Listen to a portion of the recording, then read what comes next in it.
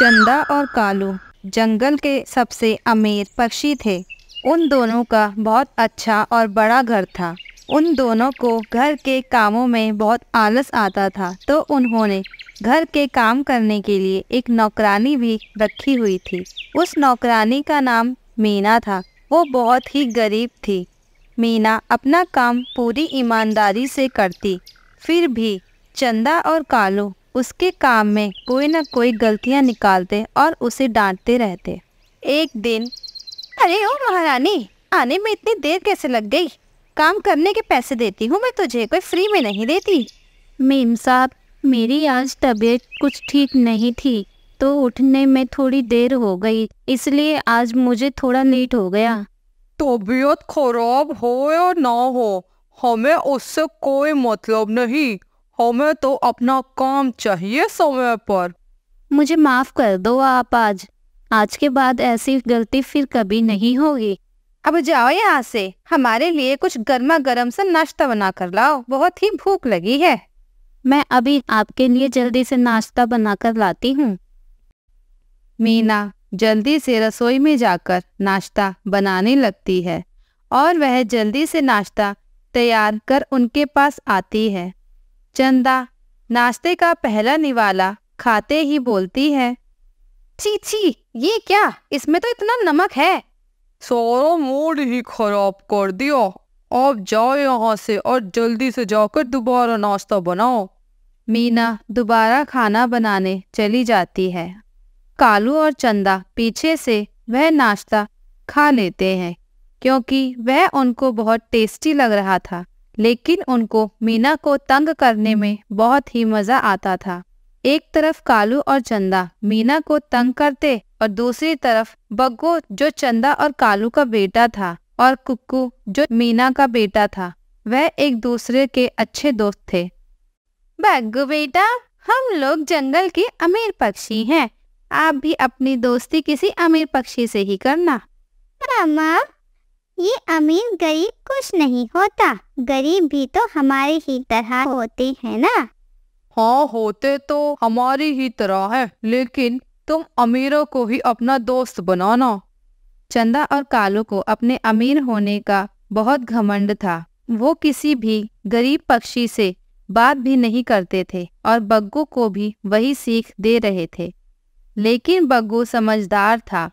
वह उसके मम्मा पापा के सामने तो मान जाता, लेकिन कुक्कू उसका पक्का दोस्त था। वह उसके साथ ही खेलता, लेकिन उनकी दोस्ती से उनके माता पिता अनजान थे।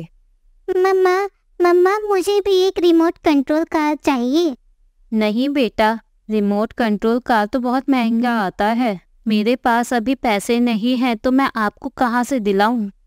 कुक्कू उदास होकर सो जाता है। आगे कहानी देखने के लिए चैनल को सब्सक्राइब करें। अगले दिन बग्गू अपनी कार लेकर कुक्कू के साथ खेलने आता है। क्या हुआ दोस्त, तुम उदास क्यों हो? बग्गू, मैंने मम्मा से तुम्हारे जैसे कार लाने को कहा था और उन्होंने दिलाने से मना कर दिया। कुक्कू, क्या तुम्हें ये कार इतना पसंद है? हाँ, मुझे भी ऐसी ही कार चाहिए। तो फिर ये तुम ले लो, मैं दूसरे खिलौने से खेलूंगा। तुम मेरे सबसे अच्छे दोस्त हो। थैंक यू बग्गू। फिर बग्गू कुक्कू को वो कार दे देता है और कुक्कू वो कार लेकर घर आ जाता है।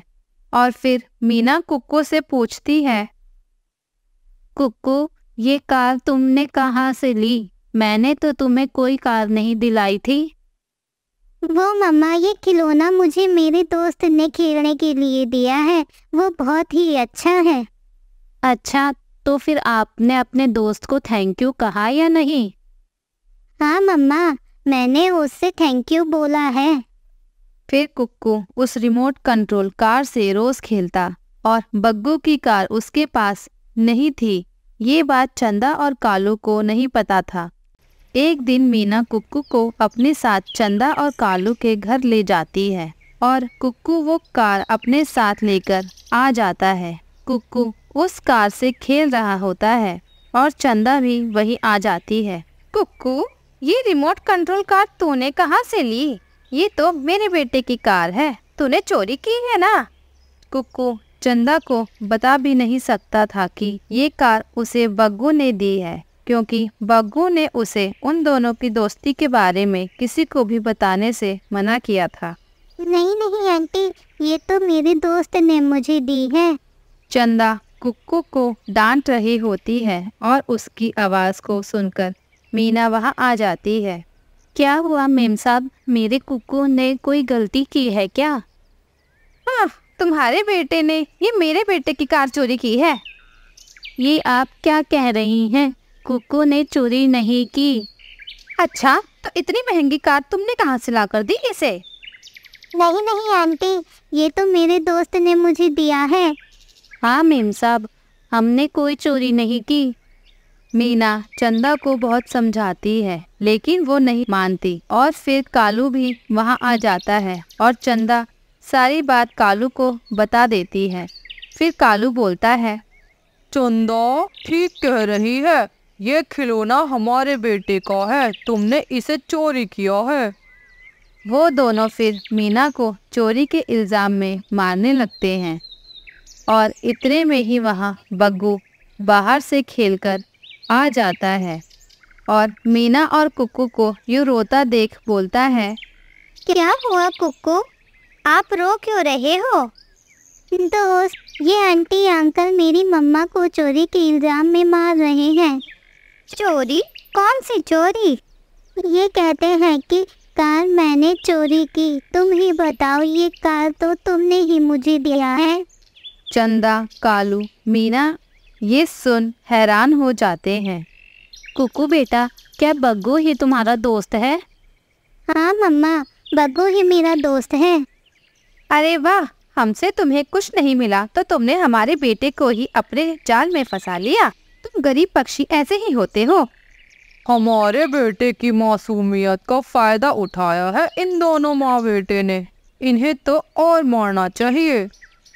बग्गू ये सब सुन रहा था और उससे ये सब नहीं देखा जा रहा था। वह फिर अपने माँ पापा से बोलता है, मम्मा पापा, ये आप ठीक नहीं कर रहे। इन्होंने कोई चोरी नहीं की। ये कार मैंने खुद अपनी मर्जी से कुक्कू को दिया था और ये आपने अमीर गरीब क्या लगा रखा है। अगर आज हम इनकी जगह होते तो कोई हमारे साथ भी ऐसा ही करता तो आपको कैसा लगता? अगर हम किसी पक्षी को खुश कर सकते हैं तो इससे अच्छी बात और क्या हो सकती है। बग्गू अपने मम्मा पापा को समझाता है, बग्गू बेटा हमें माफ़ कर दो। हाँ बग्गू बेटा, अब से हम भी गरीब पक्षियों की मदद किया करेंगे और हमें खुशी है कि तुम हमारे बेटे हो। मीना, तुम भी हमें माफ़ कर दो। हमने तुम्हें बहुत मारा और तंग किया, लेकिन अब आगे से ऐसा कभी नहीं होगा। हाँ मीना, अब से हम प्यार से रहा करेंगे और तुम्हें काम छोड़ने की ज़रूरत भी नहीं। हमने तुम पर हाथ उठाया, उसके लिए हमें माफ़ कर दो प्लीज। नहीं नहीं मेम साहब, ऐसा ना कहें, बस सच्चाई सबके सामने आ गई, हमें और कुछ नहीं चाहिए। और बग्गू बेटा, आपका धन्यवाद। फिर चंदा और कालू सुधर जाते हैं और बग्गू और कुक्कू और भी अच्छे और पक्के दोस्त बन जाते हैं। प्यारे दोस्तों, और कहानियाँ देखने के लिए चैनल को लाइक, शेयर एंड सब्सक्राइब करना ना भूलें।